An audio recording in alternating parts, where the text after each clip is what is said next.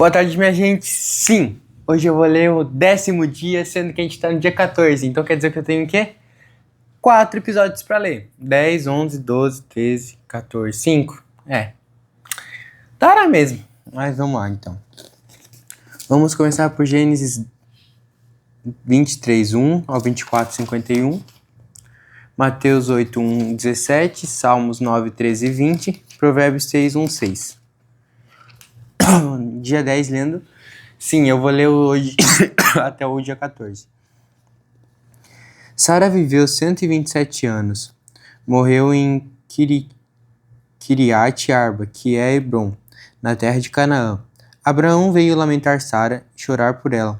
Depois Abraão levantou-se da presença da falecida e falou aos filhos de Et: Sou estrangeiro e morador entre vocês. Deixe-me adquirir uma sepultura na terra de vocês, para que eu possa sepultar a minha falecida mulher. Os filhos de Et responderam a Abraão, dizendo: Escute, o Senhor é um príncipe de Deus em nosso meio. Sepulte a falecida numa das nossas melhores sepulturas. Nenhum de nós se recusará a ceder a sua própria sepultura, para que você sepulte a sua falecida. Então Abraão se levantou e se inclinou diante do povo da terra,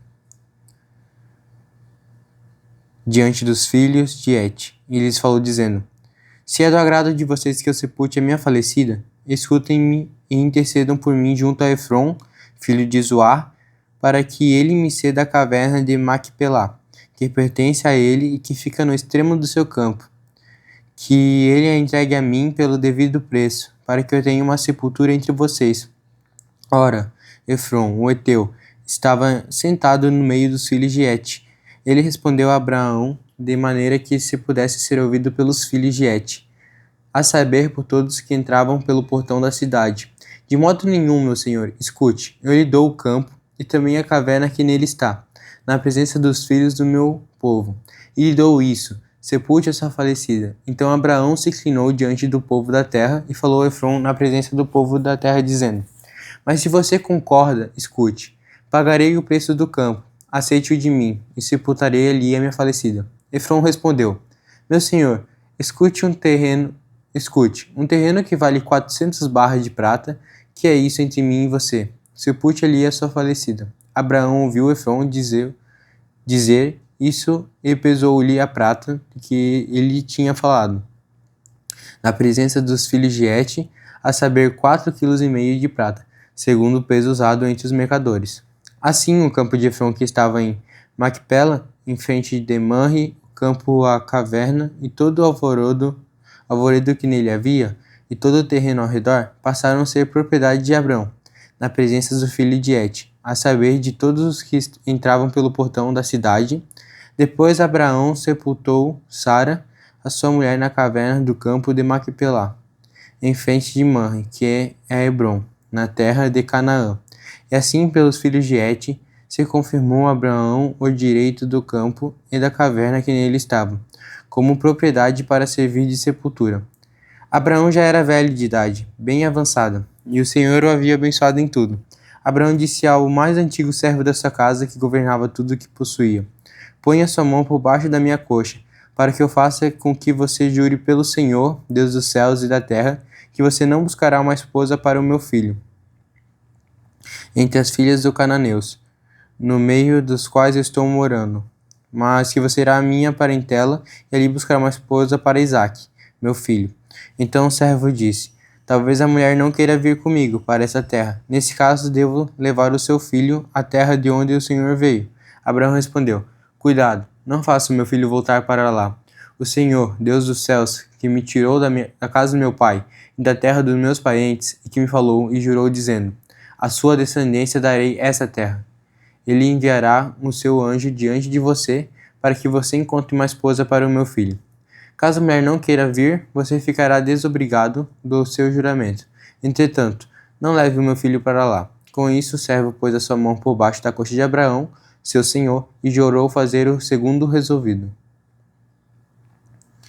O servo pegou 10 dos camelos do seu senhor, levando consigo uma parte dos bens dele, levantou-se e partiu para a Mesopotâmia, para a cidade onde Naor havia morado. Fora da cidade, fez os camelos se ajoelharem junto a um poço de água. Era de tardinha, a hora em que as moças saem para tirar água. Então o servo orou: O Senhor, Deus do meu senhor Abraão, peço-te que me ajude hoje e seja bondoso para com o meu senhor Abraão.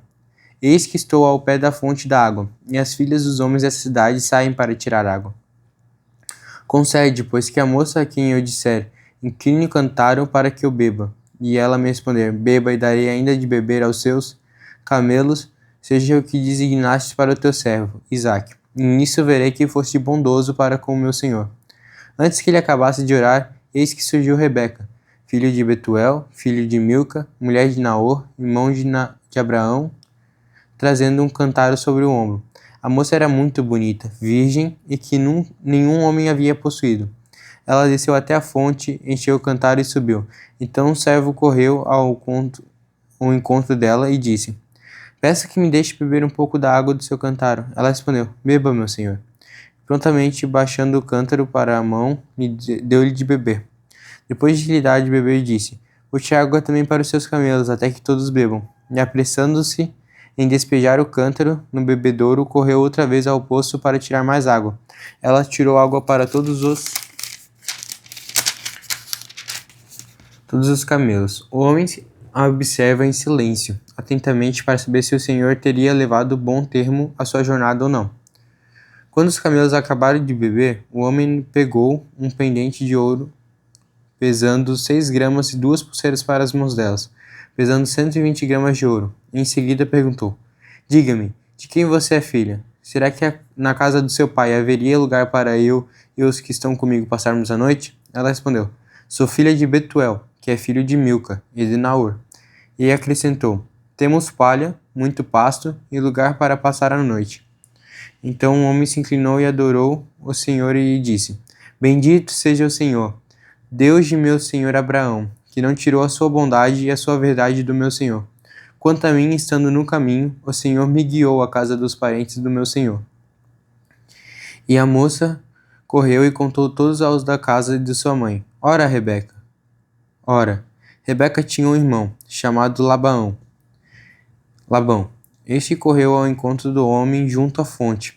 Acontece que Labão tinha visto o pendente e as pulseiras nas mãos de seu irmão, e ouvindo a palavra de Rebeca, sua irmã, que dizia: Ele me falou assim, e assim por isso foi até onde ele estava ao encontro, em pé, junto aos camelos, ao lado da fonte. E Labão disse: Entre, bendito do Senhor, porque você está aí fora. Já preparei a casa e o lugar para os camelos. Então o homem entrou na casa, descarregaram os camelos e lhe deram forragem e passos. Também trouxeram água para que ele e os homens que estavam com ele lavassem os pés. Puseram comida diante dele, porém ele disse: Não vou comer enquanto não disser o que tenho para dizer. Labão respondeu: Diga. Então ele disse: Sou servo de Abraão. O Senhor tem abençoado muito meu senhor. E ele se tornou um grande homem. O Senhor lhe deu ovelhas, bois, prata, ouro, servos, servas, camelos, jumentos. Sara, mulher do meu senhor, já era idosa quando ele deu à luz a um filho, a quem o meu senhor deu tudo o que tem. E meu senhor me fez jurar dizendo: Não busque uma esposa para o meu filho entre as mulheres do cananeus, em cuja terra estou morando. Pelo contrário, vá até a casa do meu pai e a minha família e ali busque uma esposa para o meu filho.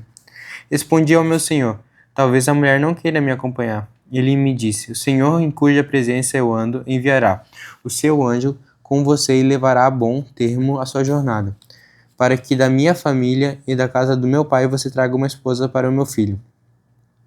Você estará desobrigado do seu juramento caso for até minha família e eles não quiserem dar a moça a você. Neste caso, você estará desobrigado do juramento. Hoje, pois, quando cheguei à fonte, eu disse ao Senhor, Deus do meu senhor Abraão: Leva bom termo a jornada em que sigo. Eis-me agora junto à fonte da água. A moça que saí para tirar água, e quem eu disser, dê-me um pouco de água do seu cântaro, e ela me responder, beba, e também tirarei água para os meus camelos, seja essa mulher o que o Senhor designou para o filho do meu senhor. Antes que eu acabasse de orar em meu íntimo, eis que veio Rebeca, trazendo o cântaro sobre o ombro. Ela desceu à fonte e tirou água, e eu lhe disse: Peço que me dê de beber. Ela prontamente baixou o cântaro do ombro e disse: Beba, e também darei de beber aos seus camelos. Bebi, e ela deu de beber aos meus camelos. Daí lhe perguntei: De quem você é filha? Ela respondeu: Filha de Betuel, que é filho de Naor e Milca. Então lhe pus o pendente no nariz e a pulseira nas mãos. E prostrando-me, adorei o Senhor e louvei ao Senhor, Deus do meu senhor Abraão, que me havia conduzido por um caminho direito, a fim de encontrar para o filho do meu senhor uma filha do seu parente. Agora, pois, se estiverem dispostos a usar da bondade e fidelidade para com o meu senhor, digam do contrário, digam também para que eu siga o meu caminho para a direita ou para a esquerda. Labão e Betuel responderam: Isto procede do Senhor, nada temos a dizer, nem a favor nem contra. Aqui está Rebeca, leve-a com você e que ela seja a mulher do filho do seu senhor, segundo a palavra do Senhor Deus. Bom, aqui deu 11 minutos já, mas eu já vou dar uma breve explicação e já vamos continuar lendo, porque hoje vai ter leitura e vamos que vamos. Mas aqui a gente conseguiu ver também uns dos milagres que Deus fez, porque, tipo, eu sei que é meio estranho, tipo, você foi procurar uma mulher e ela tá bem longe, tá lá nos seus parentes, e daí tu botar como prova Deus, tipo, dizendo assim, se ela fazer tal coisa e fazer isso ali, eu sei que ela é a mulher prometida. Então essa aqui era a Rebeca, né? A famosa Rebeca. E ela seria a esposa de Isaac. Mas vamos continuar a leitura depois também, mas eu só tô dando uma breve explicação. Mas aqui a gente tá sempre dizendo assim, se a gente botar para Deus adiante tudo que a gente precisa, Ele vai responder. Ele pode não responder naquele exato momento, mas Ele vai responder. Mas, mesmo que não tenha resposta, acalme, porque tudo está no tempo dele. Eclesiastes 3, né? Há tempo para todas as coisas. E nisso aqui a gente conseguiu perceber que teve um caminho bem longo, que ali no caso o servo de Abraão, ele foi procurar a esposa dele, de Isaac, no caso, que era filho de Abraão. E nisso ele pediu para Deus que Deus, como proposta, ela teria que dar de beber água para ele e para os seus camelos. E nisso ele saberia que seria para ela a esposa de Isaac. Mas é interessante, né? Tipo, aqui Deus já provou aqui, tipo, mal começou ali, o cara já encontrou ali a mulher. E tipo, ele já começou a louvar o Senhor. E por isso que a gente sempre tem que louvar ele, nunca deixar de louvar. Mesmo que a gente talvez não acabe tendo a resposta na hora, mas se a gente fazer um propósito com ele, ele vai responder. Agora vamos para Mateus 8:1-17. Quando Jesus desceu do monte, grandes multidões o seguiram. E eis que um leproso aproximou-se e o adorou, dizendo: Senhor, se quiser, pode me purificar. E Jesus, estendendo a mão, tocou nele, dizendo: Quero sim, fique limpo. E no mesmo instante ele ficou limpo da sua lepra. Então Jesus lhe disse: Olhe, não conte isso a ninguém, mas vá, apresente-se aos sacerdotes e faça a oferta que Moisés ordenou, para servir de testemunho ao povo. Tendo Jesus entrado em Cafarnaum, um centurião se aproximou dele implorando: Senhor, meu servo está na minha casa, de cama, paralítico, sofrendo horrivelmente. Jesus lhe disse: Eu vou lá curá-lo. Mas o centurião respondeu: Senhor, não sou digno de recebê-lo em minha casa, mas apenas mande com uma palavra e o meu servo será curado, porque também eu sou homem sujeito à autoridade, tenho soldados às minhas ordens e digo a este: vai, e ele vai, e o outro venha, e ele vem. E ao meu servo faça isto, e ele o faz. Ao ouvir isso, Jesus ficou admirado e disse aos que acompanhavam: Em verdade lhe digo que nem mesmo em Israel encontrei fé como esta. Digo a vocês que muitos virão do Oriente e do Ocidente e tomarão lugar à mesa como Abraão, Isaque e Jacó no reino dos céus, mas os filhos do reino serão lançados para fora, nas trevas. Ali haverá choro e ranger de dentes. Então Jesus disse ao centurião: Vá e seja feito conforme você crê. E naquela mesma hora o servo do centurião foi curado. Tendo Jesus chegado à casa do Pedro, viu a sogra desta acamada com febre, mas Jesus tomou pela mão e a febre a deixou. Ela se levantou e passou a servi-lo. Ao cair da tarde, trouxeram a Jesus muitos endemoniados, e apenas com a palavra palavras, expulsou os espíritos e curou todos os que estavam doentes, para se cumprir o que foi dito por meio do profeta Isaías. Ele mesmo tomou as nossas enfermidades e carregou as nossas doenças. Aqui em Mateus agora quis dizer mais em questão aos milagres deles. E também em questão de a gente sempre confiar nele. Porque, tipo, o soldado ali, por exemplo, ele chegou ali e disse para Deus, para Jesus no caso, que ele não era digno para que Jesus fosse na casa dele para curá-lo, mas ele, por ter autoridade, ele sabia que Jesus também era autoridade, que ele era rei. Se ele mandasse fazer qualquer coisa, ele poderia fazer. E isso ele mostrou que ele tinha fé que, mesmo que se Jesus, mesmo que, digamos assim, ele cresce nisso e Jesus poderia fazer isso, Jesus poderia curar o seu servo. Então Jesus curou por causa que ele tinha fé. Então a gente precisamos ter fé quando a gente pede para algo para Deus. A gente não pode ficar na dúvida se ele vai fazer ou não. Aqui ele mostrou que a fé é algo muito importante, porque, digamos, às vezes a gente ora para uma pessoa de longe, só que às vezes a gente está orando não com fé porque a gente, não sei se a minha oração vai prestar para alguma coisa, se vai chegar até aquela pessoa, ou alguma coisa tipo assim. Mas, tipo, pensa assim, se você orar com fé, crendo que Deus pode realmente curar ela, ou crendo que Deus pode operar um milagre e que isso pode virar testemunho, ele vai fazer.